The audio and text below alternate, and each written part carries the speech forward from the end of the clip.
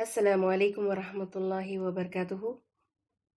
الحمدللہ رب العالمین والصلاة والسلام علی سیدنا محمد وعلی آلہ وصحبہ اجمعین، اما بعد، اعوذ باللہ من الشیطان الرجیم، بسم اللہ الرحمن الرحیم، رب اشرح لی صدری ویسر لی امری واحلل عقدۃ من لسانی یفقہوا قولی واجعل لی وزیرا من اہلی، اللہم ارنا الحق حقا وارزقنا اتباعہ وارنا الباطل باطلا وارزقنا اجتنابہ، آمین یا رب العالمین۔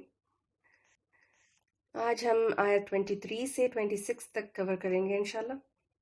آیت 23 اور 24 میں نبی صلی اللہ علیہ وسلم کو مزید انسٹرکشنز دی جا رہی ہیں، آپ صلی اللہ علیہ وسلم کے ذریعے آپ کی امت کی تربیت کی جا رہی ہے۔ آیت 23 اور 24 دیکھیں۔ وَلَا تَقُولَنَّ لِشَيْءٍ إِنِّي فَاعِلٌ ذَلِكَ غَدًا إِلَّا أَن يَشَاءَ اللَّهُ وَاذْكُر رَّبَّكَ إِذَا نَسِيتَ وَقُلْ عَسَىٰ أَن يَهْدِيَنِي رَبِّي لِأَقْرَبَ مِنْ هَٰذَا رَشَدًا۔ اور دیکھو کسی چیز کے بارے میں کبھی یہ نہ کہا کرو کہ میں کل یہ کام کر دوں گا، تم کچھ نہیں کر سکتے الا یہ کہ اللہ چاہے۔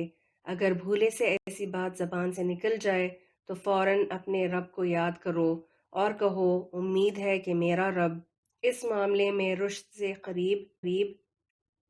قریب تر بات کی طرف میری رہنمائی فرما دے گا۔ ان دو آیتوں کے پس منظر میں ایک واقعہ ہوا تھا جس کا ذکر پہلے بھی ہو چکا ہے، لیکن دوبارہ ذکر کرنا چاہ رہی ہوں۔ ان لوگوں کو فائدہ ہوگا جو دیر سے جوائن ہوئے ہیں کورس میں، یا پھر جو لوگ صرف اس لیکچر کو سن رہے ہو نا، تو ان کو بھی فائدہ پہنچے۔ جب نبی صلی اللہ علیہ وسلم نے نبوت کا اعلان کیا تھا مکہ میں، اپنے آپ کو اللہ کا رسول اور نبی بتایا، اعلان کیا اور توحید کی دعوت و تبلیغ علی الاعلان شروع کیا، تو مکہ میں رہنے والوں کو یقین نہیں آیا۔ کس بات پر؟ نبی صلی اللہ علیہ وسلم کی نبوت پر۔ تو قریش مکہ جو کہ لیڈرز تھے مکہ کے، انہوں نے اپنے دو لوگوں کو مدینہ بھیجا، کیونکہ مدینہ میں یہودی علماء رہتے تھے جن کے پاس الہامی کتابیں آئی تھی۔ کون کون سی؟ تورات، انجیل، زبور وغیرہ۔ اور انہی کی قوم میں، ان سے پہلے کے زمانے میں ان کے پاس نبی اور رسول آئے ہوئے تھے۔ تو مدینہ میں رہنے والے یہودی جو تھے وہ بہت پڑھے لکھے اور عالم قسم کے لوگ تھے، تو قریش مکہ کو ان یہودی عالموں پر بہت زیادہ یقین تھا کہ ان کو نبیوں کے بارے میں معلومات رکھتے تھے یہ لوگ، اور کیونکہ یہ لوگ اہل کتاب میں سے تھے تو یہ لوگ نبی کی نشانیوں کو پہچانتے تھے۔ تو مکہ سے دو لوگوں کو مدینہ کے یہودی علماء کے پاس بھیجا گیا، یہ پوچھنے کے لیے کہ محمد صلی اللہ علیہ وسلم نبوت کا دعویٰ کر رہے ہیں تو ہم ان کی بات کیسے مان لیں، کوئی علامت بتائیں محمد صلی اللہ علیہ وسلم کو ٹیسٹ کرنے کے لیے، جانچنے کے لیے۔ تو یہود نے کہا محمد صلی اللہ علیہ وسلم سے تین سوال پوچھو، اگر وہ تینوں سوالوں کا جواب دے دیں تو جان لو کہ وہ سچے نبی ہیں، اور اگر وہ جواب نہ دے سکیں تو سمجھ لیجئے کہ وہ جھوٹا دعویٰ کر رہے ہیں۔ اب وہ دونوں قریشی جو یہ انفارمیشن لینے کے لیے گئے تھے تو وہ واپس آئے اور آ کر نبی صلی اللہ علیہ وسلم سے ان تین سوالوں کو پوچھا۔ تو پہلا سوال کیا تھا؟ اصحاب کہف کون تھے؟ دوسرا سوال ذوالقرنین کون تھا؟ اور تیسرا روح کیا ہے؟ روح کے بارے میں بتائیں۔ تو یہ دو کہانیاں بھولی بسری کہانیاں تھیں، اصحاب کہف کی اور ذوالقرنین کی، اور مکہ والے ان دو قصوں سے بالکل انجان تھے، انہوں نے کبھی بھی نہیں سنا تھا ان واقعات کے بارے میں، تو یہ بہت ہی انوکھی اور نئی بات تھی ان کے لیے۔ پھر آگے کیا ہوا؟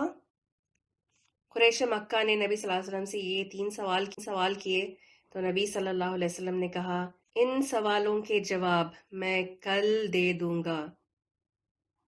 آپ صلی اللہ علیہ وسلم نے ایسا کیوں کہا؟ کیونکہ آپ صلی اللہ علیہ وسلم کو ان کا جواب معلوم نہیں تھا۔ پہلی بات تو یہ تھی کہ غیب کا علم تو نہیں تھا نا، नबी सल्लल्लाहु अलैहि वसल्लम के पास, वो वही का इंतज़ार करते थे। और आप सल्लल्लाहु अलैहि वसल्लम को इस बात का यकीन था कि अल्लाह ताला फ़ौरन जिब्रील को भेजकर वही नाजिल कर देंगे। जवाब मिलने का पूरा यकीन था, लेकिन इस दफ़ा ऐसा नहीं हुआ। अल्लाह ताला ने वही को रोक कर रखा और 15 दिनों तक यही हाल रहा। नबी सल्लल्लाहु अलैहि वसल्लम इंतज़ार करते रहे और मक्का वालों को अच्छा खासा मौका मिल गया नबी सल्लल्लाहु अलैहि वसल्लम का मजाक उड़ाने का और इल्ज़ाम लगाने का कि ये तो नबी नहीं है कोई।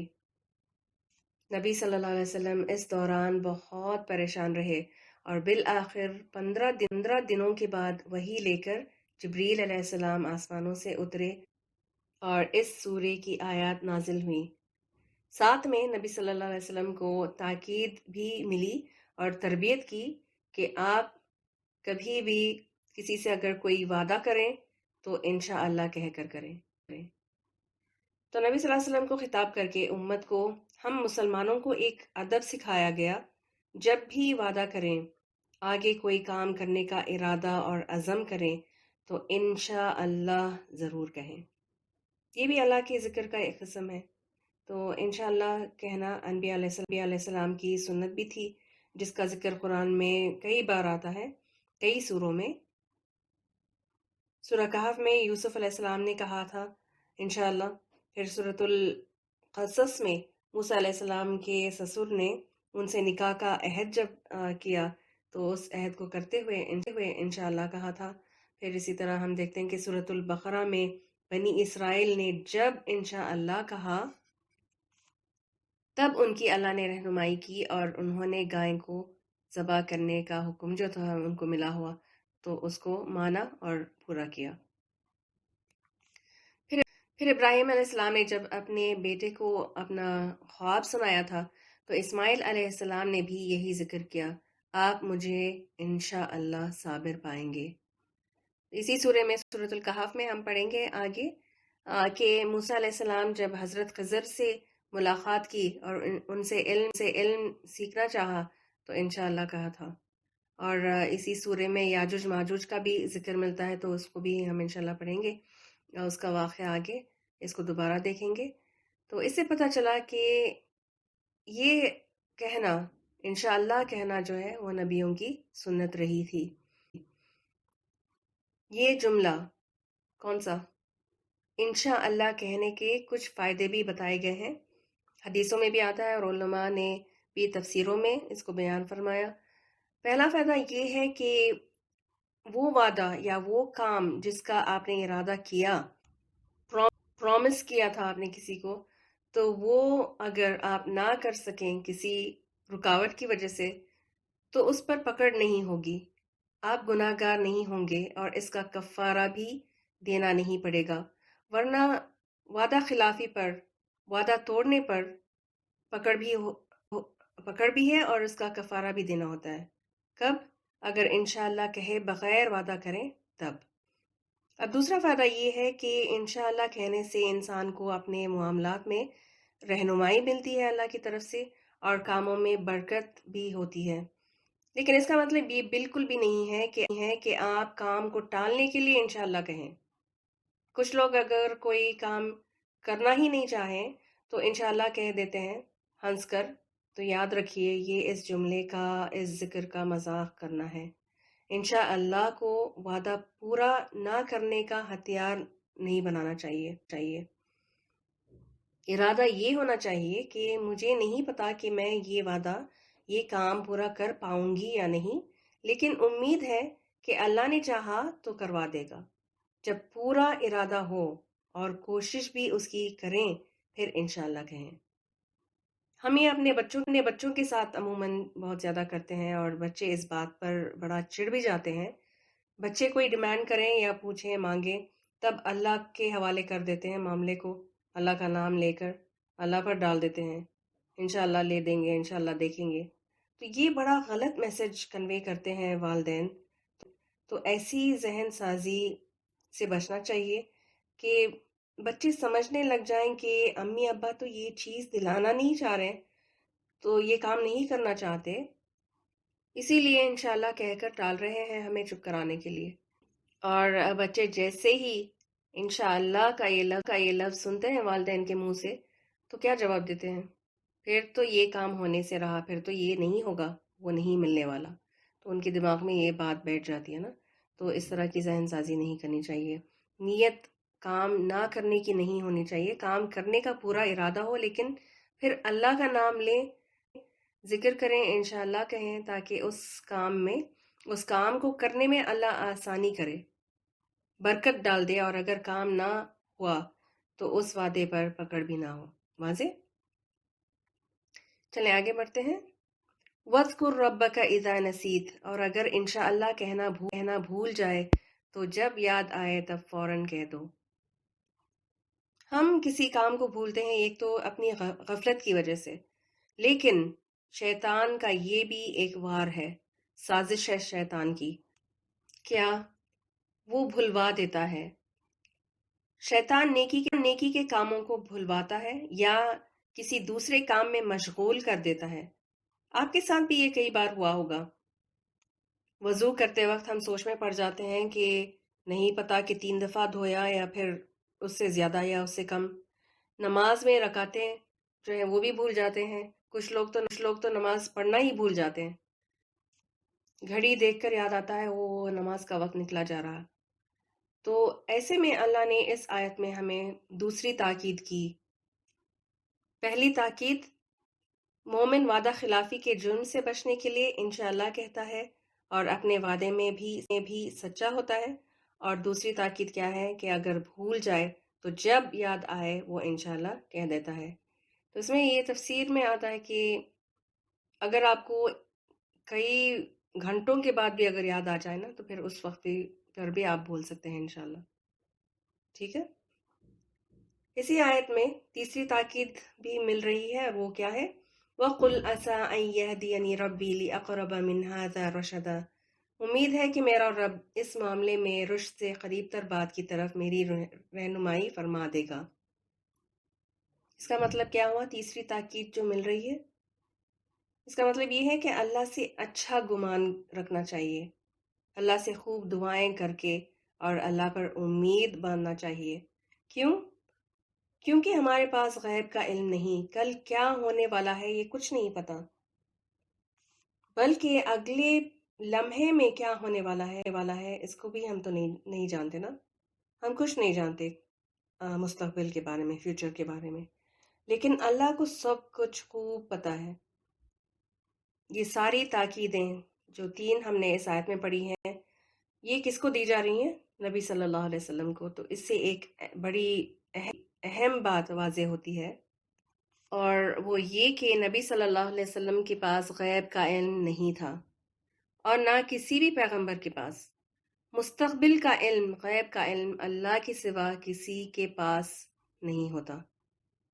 نبیوں کے پاس بھی نہیں ہوتا تھا غیبانہ چیزوں کا، بس اتنا علم ان کے پاس ہوتا تھا جس کو اللہ نے وحی کے ذریعے جبریل علیہ السلام کو بھیج کر بتایا.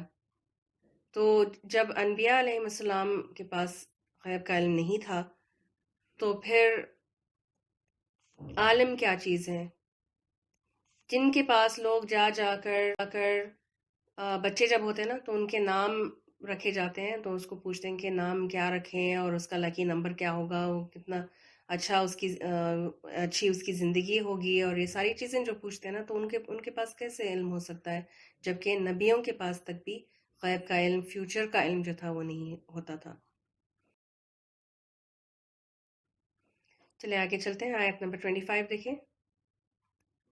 وَلَبِثُوا فِي كَهْفِهِمْ 300 سِنِينَ وَازْدَادُوا تِسْعًا، اور وہ غار میں 300 سال رہے اور کچھ لوگ مدت کی شمار میں 9 سال بڑھا دیے.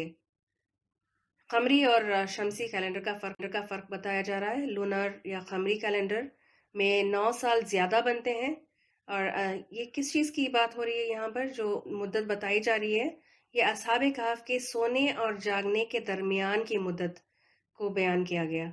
تو 300 سال سوئے تھے غار میں شمسی کے لحاظ سے، سولار کیلنڈر کے حساب سے، اور 309 سال لونار کیلنڈر میں بنتے ہیں. اور ہر سال میں 10 دنوں کا فرق ہوتا ہے قمری اور شمسی کے بیچ. اور آپ دیکھتے ہیں کہ عید بھی ہر سال 10 دن پہلے آ جاتی ہے. تو یہ کیلنڈرز کے نمبرز کے فرق کی وجہ سے ہے.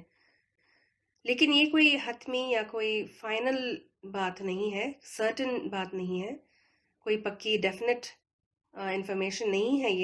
یہ بھی لوگوں کی گنتی، لوگوں کا خیال ہے. آپ ایک چیز نوٹ کر رہے ہیں کہ یہ بار بار ریپیٹ ہو رہا ہے نا یہ آیتوں میں گنتی کے بارے میں. تو یہ اس لیے کیونکہ لوگ نمبرز سے بہت زیادہ امپریس ہو جاتے ہیں، اور نمبرز یعنی کوانٹٹی ہی میں الجھ کر رہ جاتے ہیں. پچھلی کلاس میں ہم نے دین کے لحاظ سے کچھ مثالیں دیکھے تھے، لیکن دنیاوی اعتبار سے بھی نمبرز پر بحثیں کرنا اور نمبرز کا تبصرہ کرتے رہنا لوگوں کا بہت زیادہ پسندیدہ ٹاپک ہوتا ہے. لوگ خبر رکھتے ہیں کہ یوٹیوب پہ، فیس بک پہ، انسٹا پہ کتنے لائکس، شیئرز، ویوز، کس کے کتنے فالوورز ہیں. زیادہ لوگ ہوں تو پھر زیادہ بڑا انسان ہے وہ، زیادہ کامیاب، زیادہ اچھا. اور اگر کم لوگ ہوں تو بالکل بیکار. اور شادیوں میں بھی یہی حال ہے. شادیوں میں لوگ زیادہ ہوں تو اچھی شادی ہوئی، بڑی شادی تھی. ڈیٹنگ پہ بڑا دھیان جاتا ہے. اور درسوں کا بھی یہی حال ہے، زیادہ لوگ آ جائیں درس میں سننے کے لیے تو وہ بہت بڑا عالم. خلاصہ کیا ہے؟ آپ غور کریں، اللہ خود اس بات کی تکرار، اس کی ریپیٹیشن فرما رہے ہیں گنتی کے بارے میں. یہ جو ایٹیٹیوڈ ہے نا اپنا کہ میجورٹی از اتھارٹی، اس سے باہر نکلنا ہے. گنتی سے، نمبر سے ہمارا زیادہ کوئی سروکار نہیں ہونا چاہیے. کوالٹی میٹر کرتا ہے، کوانٹٹی نہیں. اگر کوئی 100 رکعت نماز پڑھے لیکن اس میں کوئی کنسنٹریشن نہیں ہے، کوئی خشوع نہیں، اللہ کو یاد کرنے کے بجائے دنیا بھر کی باتیں اس کو ان 100 رکعتوں میں، ان 100 رکعت نماز کے دوران یاد آتی رہے، تو کیا فائدہ ایسی نماز کا؟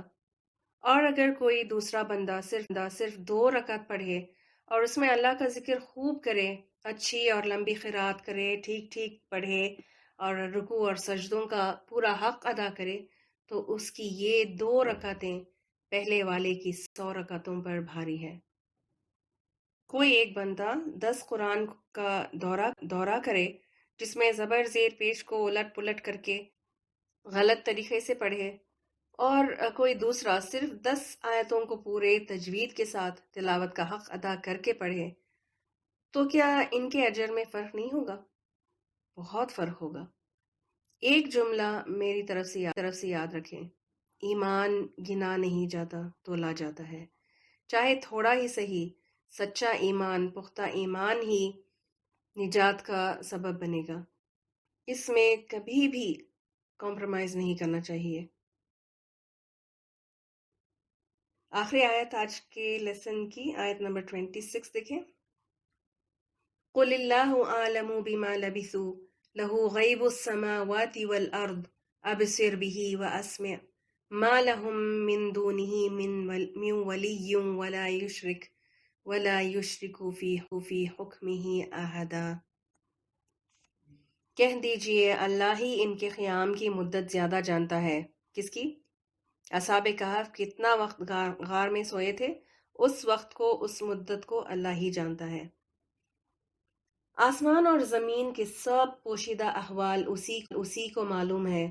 کیا خوب ہے وہ دیکھنے والا اور سننے والا. زمین و آسمان کی مخلوقات کا کوئی خبرگیر اس کے سوا نہیں، اور وہ اپنی حکومت میں کسی کو شریک نہیں کرتا. قُلِ اللَّهُ أَعْلَمُ، اللہ عالم.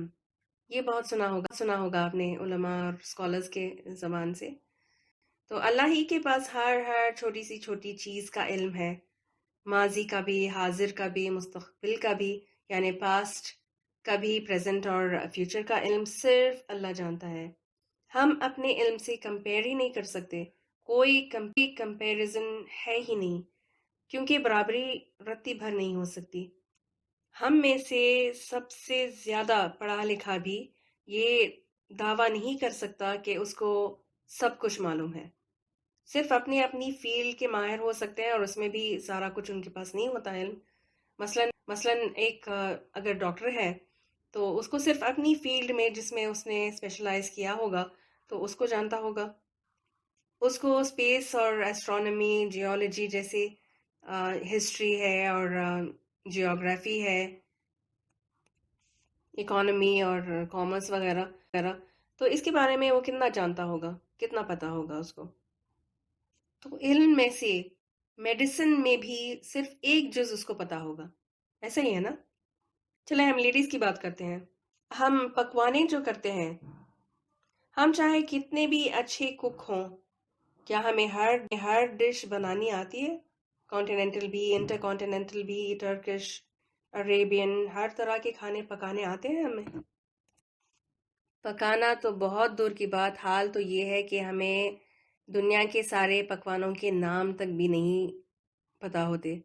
کسی بڑے ریسٹورینٹ میں آپ چلے جائیں یا ہوٹل میں، جب ہم جاتے ہیں تو مینیو کارڈ پر لکھے ہوئے کئی نام ہم نے اپنی زندگی میں کبھی نہیں سنے ہوتے، اور نہ ہمیں اس کو پڑھنا یا پروناؤنس کرنا بھی آتا ہے. میں نے دیکھا ہے لوگوں کو جو مینیو کارڈ پہ پکچرز بنے ہوتے ہیں نا ڈشز کی، تو وہ ویٹر جب آتا ہے تو اس کو بتاتے ہیں یہ چاہیے، یہ تو ان کو نام بھی نہیں آتے نا، اس لیے تو وہ ٹرائی کرنا چاہتے ہیں. تو دیکھیں، لیکن اللہ کو ہر علوم کا ہر نام، ذائقہ، طریقہ سب کچھ معلوم ہے، اور وہی انسانوں کو سکھاتا بھی ہے، علم دیتا ہے. پھر اسی طرح ہم اپنے پاسٹ کو کتنا جانتے ہیں، اس کو ذرا جانچ لیں. ہم میں سے کتنوں کو اپنے دادا کے دادا کا نام پتا ہے، کتنوں کو دیکھا ہے ہم نے. اور فیوچر کی بات کریں تو کیا آپ کو یا مجھے پتا ہے کہ ہمارے بچوں کی اولادیں، ہمارے بچوں کے نواسا نواسی جو ہوں گے، پوتا پوتی کون ہوں گے، کیسے ہوں گے؟ پڑوسیوں کی مثال لے لیں، کیا ہم اپنے پڑوسیوں کے بارے میں، ان کے گھر والوں کے، خاندانوں کے بارے میں جانتے ہیں؟ لیکن یہ سب کچھ اللہ کے علم میں ہے. سورۃ الانعام آیت نمبر 59 میں اللہ سبحانہ تعالیٰ نے فرمایا، اسی کے پاس غیب کی کنجیاں ہیں جنہیں اس کے سوا کوئی نہیں جانتا. بحر و بر یعنی سمندروں اور خشک زمین میں، ڈرائی لینڈز میں جو کچھ ہے سب سے وہ واقف ہے. درخت سے گرنے والا کوئی پتا ایسا نہیں جس کا اسے علم نہ ہو. زمین کے تاریک پردوں میں، یعنی زمین کے اندر جو اندھیرے ہوتے ہیں، نیچے اندھیرے میں کوئی دانہ ایسا نہیں جس سے وہ باخبر نہ ہو. خشک اور تر سب کچھ ایک کھلی کتاب میں لکھا ہوا ہے. آپ ذرا اس وقت اپنی کھڑکی کے باہر اگر جھانک کر کسی درخت کو دیکھیں، کسی بھی جھاڑ کو دیکھ لیجئے، کیا آپ گن کر بتا سکتے ہیں کہ اس کے پتے کتنے ہیں؟ پھر اپنے علاقے کے سارے جھاڑ کو، پھر اسی طرح اپنے شہر کے، پھر ملک میں کتنے جھاڑ ہیں اور اس کے کتنے پتے ہیں، اور پوری دنیا میں کتنے ہیں. یہ سارا کچھ اللہ کے علم میں ہے اور ایک کھلی کتاب میں رجسٹرڈ ہے. جب بھی کوئی ایک پتا گرتا ہے کسی بھی درخت سے، اللہ کے علم میں ہوتا ہے، اللہ اس کو بھی جانتا ہے. لہو غیب السماوات والارض، آسمانوں اور زمین کے سارے غیب کا علم بھی اللہ ہی کے پاس ہے. وہ اس وقت اور ہر وقت وہ جانتا ہے کہ کون کیا سوچ رہا ہے، کیا کر رہا ہے، کہاں پر ہے، اور آسمانوں میں اس وقت کیا ہو رہا ہے، خبروں میں جو مردے ہیں ان کے ساتھ کیا ہو رہا ہے. سارا کچھ اللہ تعالیٰ کو پتا ہے.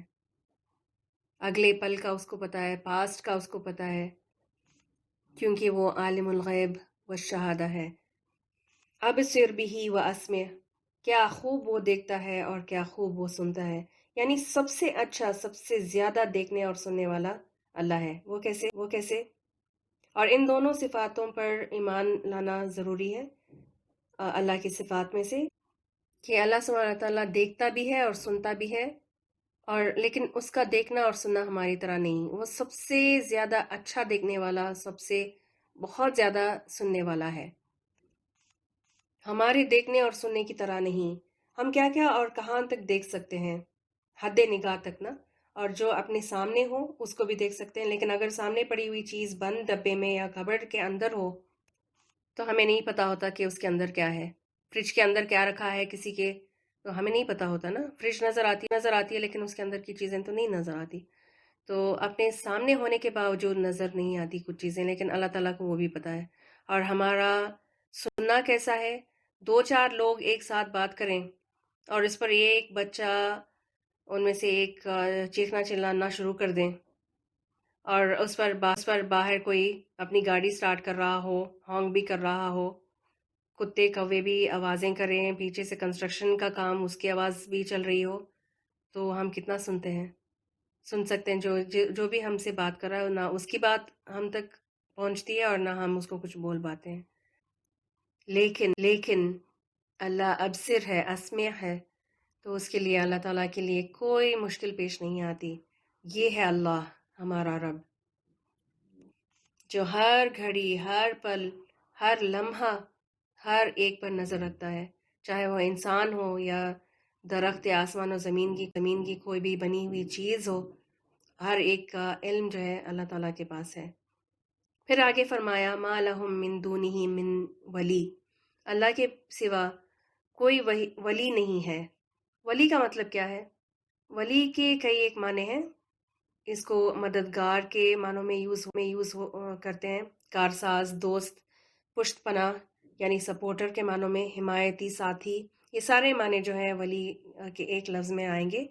और अल्लाह के सिवा कोई मददगार नहीं, कोई हिमायती नहीं है। वला युशरिकू फी हुक्मिही अहदा, और वो अपनी हुकूमत में किसी को शरीक नहीं करता। हर फैसला, हर हुक्म सिर्फ और सिर्फ अल्लाह करता है। अल्लाह खुद अकेला करता है सब कुछ। किसको क्या देना है, क्या नहीं देना है, किससे क्या ले लेना है वापस, सब अल्लाह का फैसला है। सारी की सारी अथॉरिटी जो है और हुकूमत सिर्फ अल्लाह की है। तो हमें क्या करना चाहिए? अल्लाह को छोड़कर दूसरों के सामने जाकर सजदा करना चाहिए और दूसरों से दुआ मांगनी चाहिए। क्या ठीक बात की है मैंने? हर हाल में शिर्क से बचना चाहिए, शिर्क के हर किस्म से बचना चाहिए। अल्लाह का शुक्रगुजार और वफादार बनना, तौहीद परस्त बनने की पूरी कोशिश करनी चाहिए। चलें, यहाँ तक सूरतुल कहफ का पहला किस्सा जो था असहाबे कहफ का, वो अल्हम्दुलिल्लाह ख़त्म हुआ। अब आप लोगों की बारी है, आप बताएं कि इस पूरे किस्से से क्या सीखा, क्या समझा, क्या हासिल किया। एक जुमले में अगर इसको कहें तो एक मोमिन का किरदार कैसा होना चाहिए, इसको जाना है। मोमिन को अल्लाह के हर वादे पर यकीन होता है और वो अल्लाह की कुदरत पर भरोसा करता है, तो अल्लाह ही से दुआएं भी करता है और उम्मीदें बांधता है। एक मोमिन को अपने ईमान को बचाने के लिए फितने फसाद फैलाने वाले लोगों से अलग रहना चाहिए और अपने दीन को सलामत रखने के लिए गैर दीनी लोगों से और उनके माहौल से दूर रहना ज़्यादा पसंदीदा है।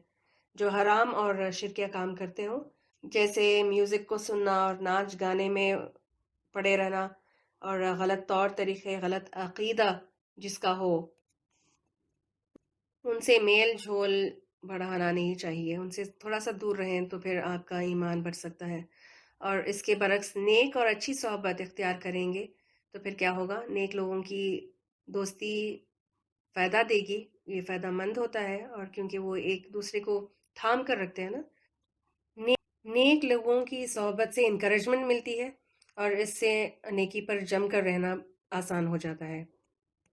तो इससे ये बात पता चली कि सोहबत से बहुत फ़र्क पड़ता है अपने किरदार में। अच्छी सोहबत का भी और असर पड़ता है और बुरी सोहबत का भी। फिर हमने जाना कि मोमिन को तदबीर और प्लानिंग भी करनी चाहिए, अल्लाह पर तवक्कुल करते हुए दुआएं करनी चाहिए, अपनी कोशिश भी करना ज़रूरी है। फिर बहसों से बचना चाहिए। छोटी मोटी इख्तलाफ जो है वो तो होती रहेंगी, वो तो नेचुरल सी बात है, कोई बड़ी बात नहीं। लेकिन हक़ का साथ ना छोड़ें, इंसाफ और दीन पर डट कर रहना चाहिए। फिर अल्लाह का ज़िक्र करना ना भूलें। अल्लाह ताला ने ये छोटे छोटे जुमले सिखाए हैं जो मोमिन की ज़बान पर अल्लाह के ज़िक्र से हर वक्त तर रखती हैं। जैसे लोगों से मिलते हुए हम क्या कहते हैं? अस्सलाम वालेकुम। कोई अच्छी चीज़ देखी तो माशाअल्लाह, सुभान अल्लाह, नियामत मिले तो या मुसीबत टले तो अल्हम्दुलिल्लाह। फिर हर काम के शुरू में बिस्मिल्लाह اور جیسے کہ اس قصے میں تاکید ملی، انشاءاللہ کہنا جب بھی وعدہ کریں۔ پھر صاف ستھرا لذیذ کھانا منع نہیں ہے، اور بلکہ پاک اور حلال اور نیوٹریشس کھانا کھانا چاہیے۔ پھر نرمی سے کام لیں، جو کہ پورے قرآن کا عین سینٹرل انسٹرکشن ہے اللہ کی طرف سے۔ پھر یہ ہے کہ گنتیوں میں نہ پڑھیں، دین کے شرعی حکم کو سیکھیں اور اس کو اپلائی کریں، عمل کریں، اور ہر حال میں شرک سے بچیں۔ چاہے شرک سے بچنے کے لیے قربانیاں دینی پڑے، کسی کو کسی چیز کو چھوڑنا پڑے، دور ہونا پڑے، تو بھی گزرنا چاہیے، اس لیے کہ اللہ کی راہ میں قربانیاں جو کرتا ہے، اپنی خواہشات کو مار کر اللہ کو راضی رکھتا ہے، تو پھر مومن کی یہ قربانی ضائع نہیں جاتی، کبھی نہیں جاتی۔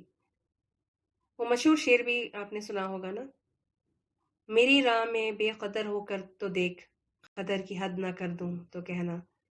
اللہ تعالیٰ نے اصحاب کہف کی قدر کی حد کر دی اللہ کی راہ میں قربانی کی وجہ سے، اور آج ہم ہزاروں سال کے بعد بھی ان کو یاد کرتے ہیں، ان کا ذکر پڑھتے ہیں۔ اللہ نے ان کے ذکر خیر کو باقی رکھا۔ تو یہ ہوتا ہے مومن، اللہ کا وفادار، توحید پرست ہوتا ہے، جس کو ہمیں اختیار کرنا، جس رنگ میں ہمیں ڈھلنا چاہیے، ہمارے اوپری حال سے، ہمارے چال و چلن سے ایک مومن کا کردار پروجیکٹ ہونا چاہیے، لگنا چاہیے ہم مومن۔ اور ایک مومن کا وجود ماحول میں ڈفرنس پیدا کرتا ہے، فرق پڑ جاتا ہے اس کے پریسنس سے۔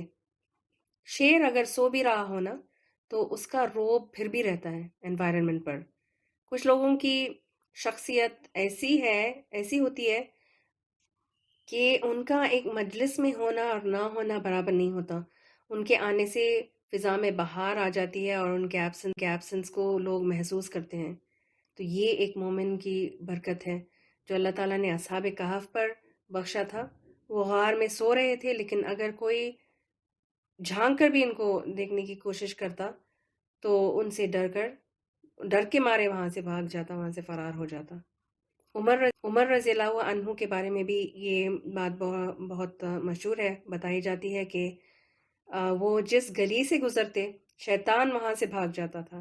اتنے روب والے تھے اور مضبوط ایمان کے مالک تھے عمر رضی اللہ عنہ۔ اللہ ہمیں بھی ایمان کی مضبوطی عطا کرے، شرک سے محفوظ رکھے، اور سچے راہ اور دین کی طرف ہماری رہنمائی فرمائے۔ اللہم آمین۔ دعا ہے اللہ سے کہ ان آیات سے ہمیں برکت بھی ملے اور اسے نفع بھی پہنچے۔ بارک اللہ لی ولکم فی القرآن الکریم ونفعنی وإیاکم بالآیات والذکر الحکیم، وآخر دعوانا ان الحمد للہ رب العالمین۔ سبحانک اللہم وبحمدک، نشہد ان لا الہ الا انت، نستغفرک ونتوب الیک۔ السلام علیکم ورحمۃ اللہ وبرکاتہ۔ اعوذ باللہ من الشیطان الرجیم، بسم اللہ الرحمن الرحیم۔ ولا تقولن لشيء إني فاعل ذلك غدا إلا أن يشاء الله واذكر ربك إذا نسيت وقل عسى أن يهديني ربي لأقرب من هذا رشدا ولبثوا في كهفهم 300 سنين وازدادوا 9 قل الله أعلم بما لبثوا له غيب السماوات والأرض أبصر به وأسمع ما لهم من دونه من ولي ولا يشرك في حكمه أحدا۔